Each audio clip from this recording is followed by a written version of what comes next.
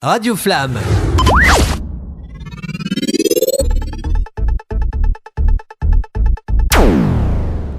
Bonjour chers auditeurs, aujourd'hui je vous retrouve pour parler de ce qui est en réalité mon métier, car comme vous le savez déjà, je suis également professeur de langue.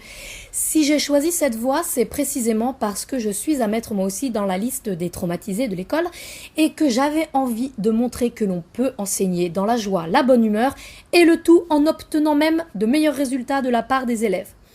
À l'époque où je posais encore mes fesses sur les bancs de l'école, il y avait, selon moi, le bon et le mauvais prof. Celui dont on se rappelle en bien et celui dont on se rappelle en mal.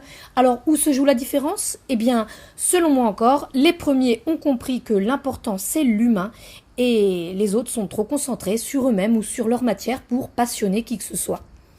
Aujourd'hui, je dirais qu'un professeur, ce n'est pas une fonction ronflante, mais plutôt quelqu'un qui, avant toute chose, aime transmettre, partager, écouter aussi, et qui, de ce fait, le fait avec ce qu'il connaît le mieux, comme, pour moi, l'anglais ou le français. Si vous pensez à devenir professeur, pour les vacances scolaires et d'autres avantages, et que vous n'avez pas ces compétences particulières pour la communication, vous pourrez toujours être le meilleur en maths ou en histoire ou que sais-je, vous ferez un bien piètre professeur et ne transmettrez pas grand-chose, bien que votre savoir sera grand. Une classe, c'est un échantillon représentatif de la société dans laquelle les élèves évoluent déjà. Et on y retrouve son lot de bonnes et de moins bonnes personnes, dans les profs comme dans les élèves. Alors, pour les élèves les plus en conflit avec l'école, je rappelle qu'un enseignant, c'est tout simplement quelqu'un qui a déjà appris. Alors que vous, chers élèves, vous êtes encore en train d'apprendre. Alors l'humilité devrait toujours être de mise des deux côtés du bureau.